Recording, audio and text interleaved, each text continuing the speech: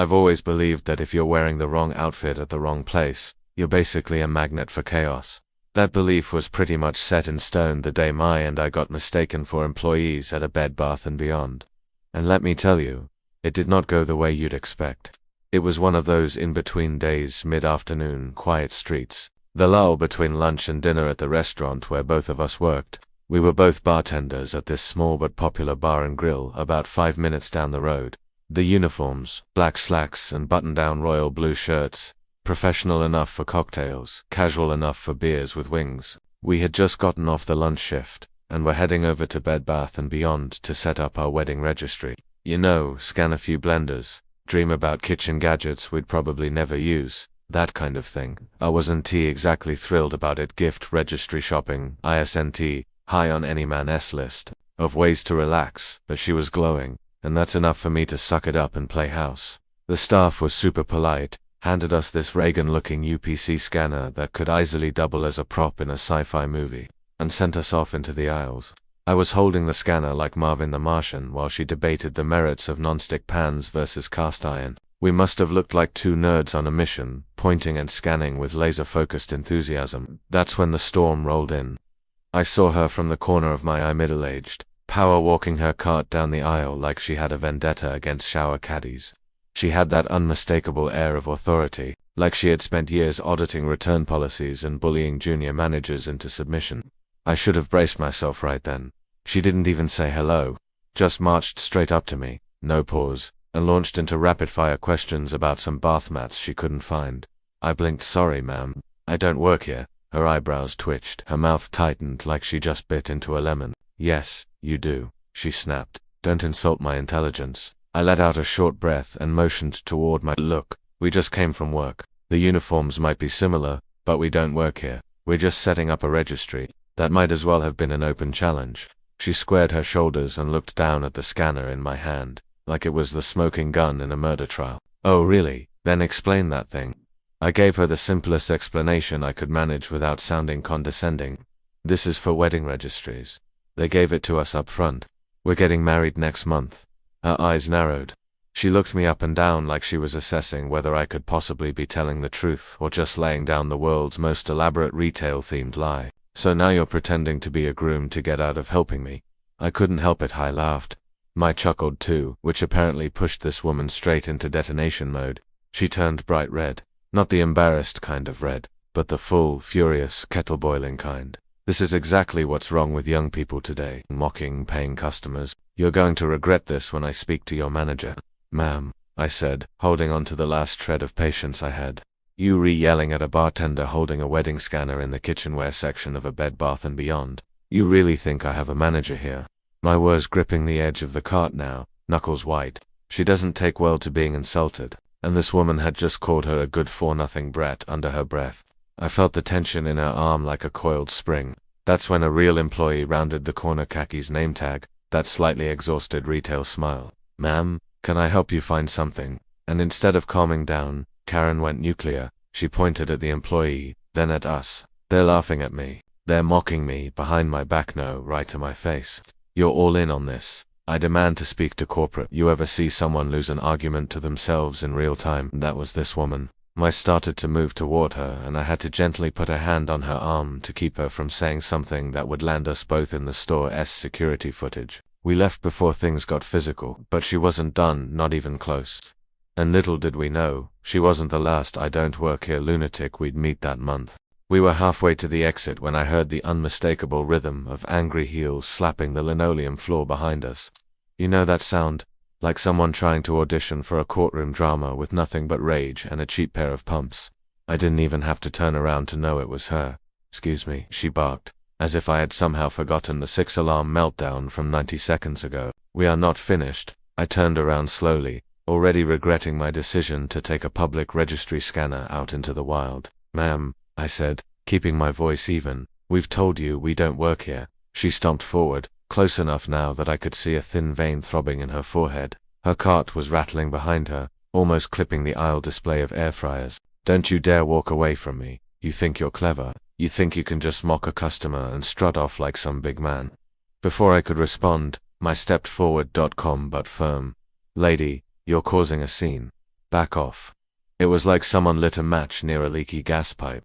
You disrespectful little witch, the woman shrieked. I ought to call the cops for harassment. Go ahead, I said, tired now. Tell them a couple wearing matching shirts and holding a barcode scanner. Didn't he help you find your bath towels? Her face twisted into a scowl like she was chewing lemon rind and gravel. I could tell she was about to go for round 3, when the actual employee reappeared. Same khakis, same tired smile, now accompanied by a walkie-talkie that she gripped like a panic button. Ma'am, I'm going to ask you again to calm down, the employee said. You're yelling at other customers and disrupting the store. Don't you dare tell me to calm down, Karen hissed, eyes wild. You're just covering for them. They're your employees, aren't they? The employee blinked. I've never seen them before in my life. Karen turned back to us, eyes wide, then flicked to the scanner in my hand. Then explain why they have that. At this point, I was so done that I actually held it up like a cop holding a badge. This is for registering wedding gifts. Want me to scan your personality? The employee stifled a laugh, which only enraged Karen more. She grabbed the edge of my scanner and tried to yank it from my hand. Don't touch me, I snapped, pulling it away instinctively. That's assault. She stepped back like I'd slapped her, clearly offended that I'd used the word against her royal entitlement. But that brief moment of retreat didn't last. I've never been treated like this in all my life, she wailed, arms raised like she was addressing the heavens. You think you're tough. You think you can talk to me like that and walk away, and then, I kid you not, she reached out and shoved my wasn't hard, more of a firm jab to the shoulder, but that was it. My girl doesn't play when someone crosses a physical line. I stepped in between them fast.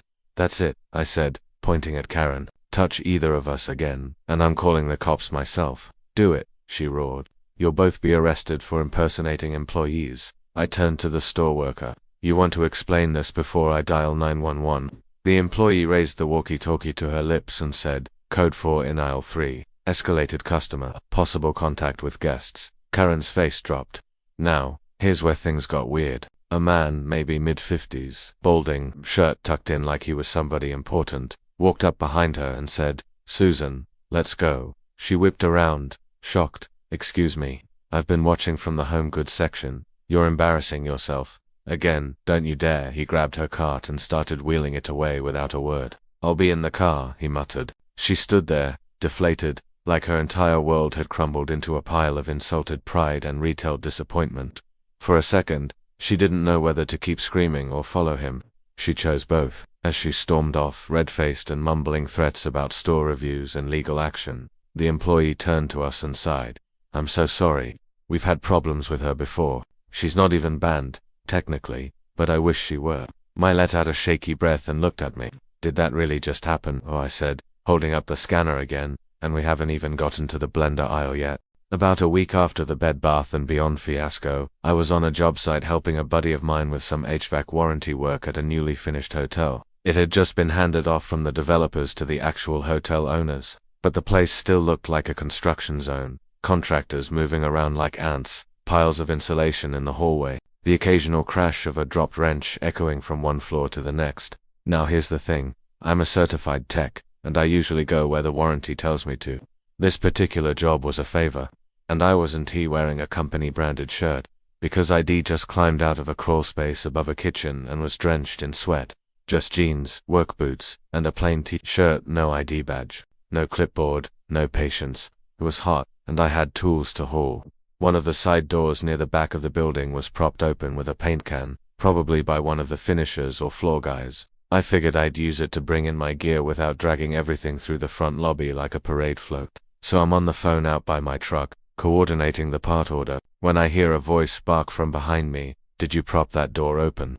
I turn and see this younger guy, maybe mid-30s, crew-cut, puffed chest, strutting toward me like he owns the ground we're standing on. He's got a clipboard under one arm and a name badge that screams middle management with something to prove. Yeah, I say, gesturing to the box of tools at my feet. Just loading in some gear, I'll close it once I'm done. His nostrils flare. We have rules here. Security protocol. That door stays shut unless someone's stationed there. Got it. I squint at him. Already spoke to your site super. He was fine with it. Said as long as I didn't leave it open unattended, we're good. Now he's thrown off. His mouth moves but nothing comes out for a second. Like someone rebooted him mid-lecture. Doesn't matter. That's not your call, and it's not his either if I'm the one running this floor. Oh, so it's like that. I calmly pick up my wrench roll and say, listen man, I don't report to you. I don't work for your crew, your contractor, or your boss. I'm here on behalf of the building's owners. You want to challenge it? Go call your foreman. That's when the switch flips. He takes one step closer and points a finger at my chest. Not touching, but definitely invading space. Let me make something clear, he growls. When you're on my side, you do what I say. Got it? No backtalk, no attitude. You say, yes sir, and you follow instructions like everyone else. Now, I'm not a small guy. I'm not confrontational, but I'm also not a pushover. And when someone tries to bark orders without cause, I don't flinch. I look him dead in the eyes and say, I'm not your apprentice. You don't sign my checks. And if you ever talk to me like that again, you're going to regret it. He pauses, clearly not used to being challenged. You think you're some kind of tough guy? Nope, I say. Just not here to be yelled at by someone who can read a job sheet. That might have been a little spicy, but the guy deserved it.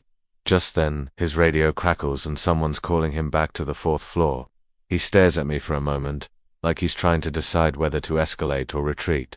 He retreats, mumbling under his breath about prima donna contractors and entitled tradesmen. He turns and storms off, practically tripping over a stack of drywall as he disappears into the stairwell. A moment later, the actual site supervisor, the same guy I spoke to earlier, pokes his head out of a doorway nearby. He smirks and says, I see you met Kyle. I raise an eyebrow, but his name, yeah, ignore him. He gets like that when he thinks someone's going to report him. He's had 3 complaints this month. Not surprised. The guy laughs and heads back in, leaving me with a hallway full of tools and a faint sense of déjà vu.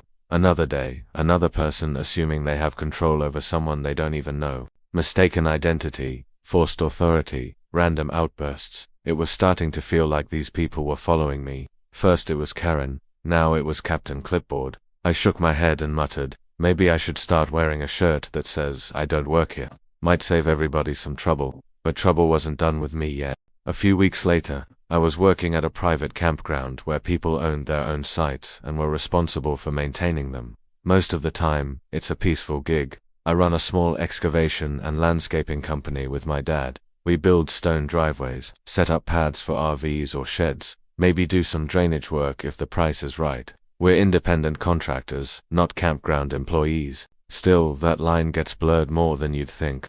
Especially because I use a landscaping tractor that looks a lot like the ones the campground's own maintenance guys use. Add a pair of noise-canceling headphones and the fact that I am constantly zipping around on gravel paths. Yeah, I get mistaken for staff at least once a week, but this time it got personal. I was carving out a new gravel driveway for a lady named Denise. She was polite, had cookies ready for me when I showed up, and stayed out of the way while I worked. Ideal customer. I was halfway done compacting the first layer of crushed stone, headphones on, completely locked in, when I felt something strange. A honk, then another, then a third honk, way too long and angry to be anything but a tantrum. I looked up about 20 feet away on the road. A guy in a lifted pickup was hanging out the window, waving his arms and shouting silently. His lips were flapping like a soap opera villain, but I couldn't hear a word. I pointed to my headphones and shrugged. He didn't seem to find that funny. I shut down the tractor and took off the muffs. Finally, he yelled, been trying to get your attention for 10 minutes.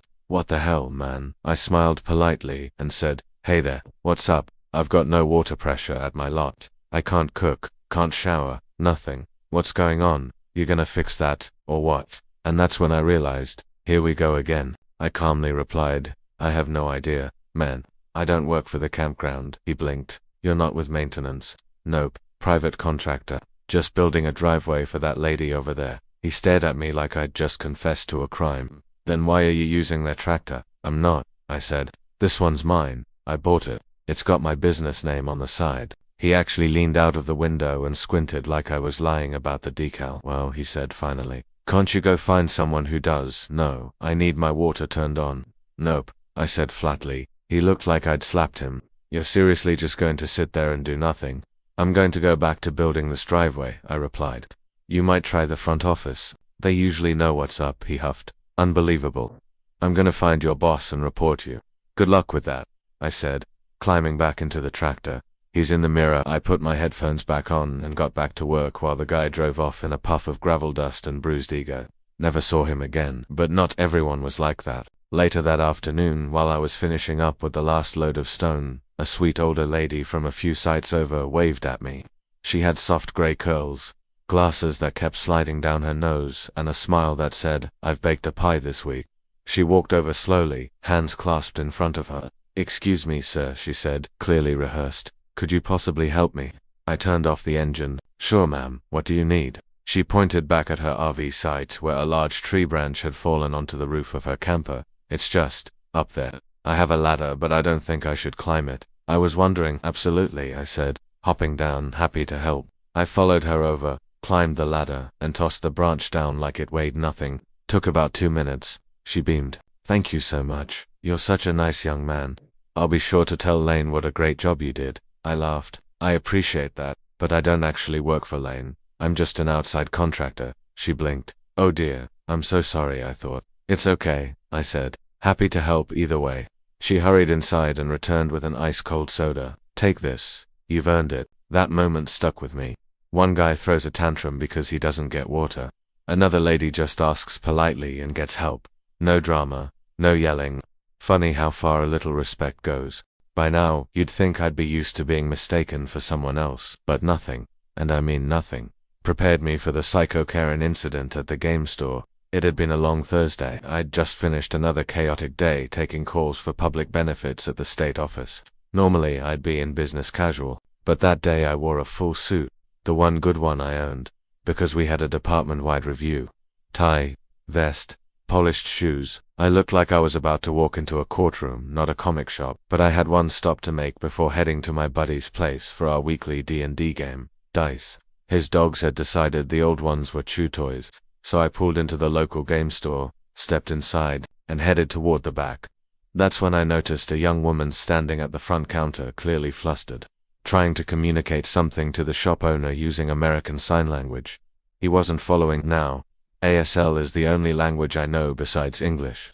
So I stepped in, tapped her lightly on the shoulder, and signed, "Hey, can I help?" The relief on her face was immediate. We spent the next 10 minutes chatting about what she and her friends would need to get started. I explained the basics: player's handbook, dice sets, character sheets. She smiled the whole time. Thought I worked there. Actually, when I explained I didn't, she laughed and signed, "Wait, you don't work here." I shook my head. "Nope, just another nerd." That's when Karen arrived. She stormed in like a hurricane that had lost its GPS. Older woman, puffy coat, hair like an exploded cotton ball. Immediately started shouting across the store, "Excuse me. Hello, I've been standing out there for 5 minutes while you help her." I turned toward her, confused. She was glaring at me. "Why are you ignoring me?" she snapped. "I'm looking for a video game for my grandson." "This isn't a video game store," I said calmly. "They sell board games, card games, tabletop stuff." She blinked, stunned, like I'd just told her gravity wasn't real. "Then why the hell is this called a game store?" Before I could answer, she stomped over, poked me in the chest, and said, "You people have no respect for your elders. Spending all your time flirting while paying customers are ignored." I pulled out my state ID badge from my inner coat pocket, held it in front of her face, and said, "Ma'am, I do not work here." She paused, squinted, and slapped me hard. A full open-hand red-cheeked slap across the face. I stood there stunned. "You just assaulted me," she sneered. "You deserved it. I should report you to the owner." The store owner, a younger guy in a Zelda hoodie, had already picked up the phone. "Calling the cops," he said, deadpan. "You just hit a customer on camera." Karen tried to pivot. "No, he hit me. I was defending myself," she shouted, suddenly clutching her wrist like I'd grabbed her. That's when she reached back and tried to slap me again. Big mistake. I didn't hit her.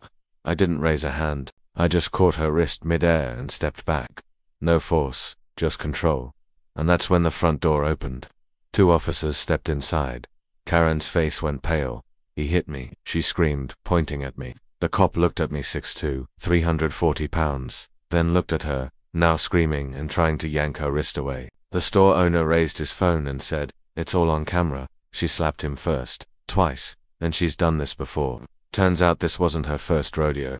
12 previous incidents, according to the responding sergeant who arrived minutes later.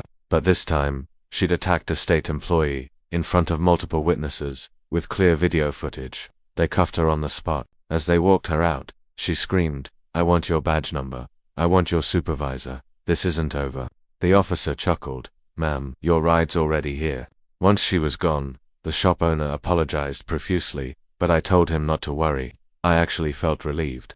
For once, the system worked. The Karen who always screamed her way out of consequences finally ran into a wall she couldn't bulldoze through. I walked out of that store with a new dice set and a newfound appreciation for the phrase "pick your battles." Because Karen picked the wrong one, and the wrong guy. And maybe next time someone says, "I don't work here," she'll believe them, though probably not.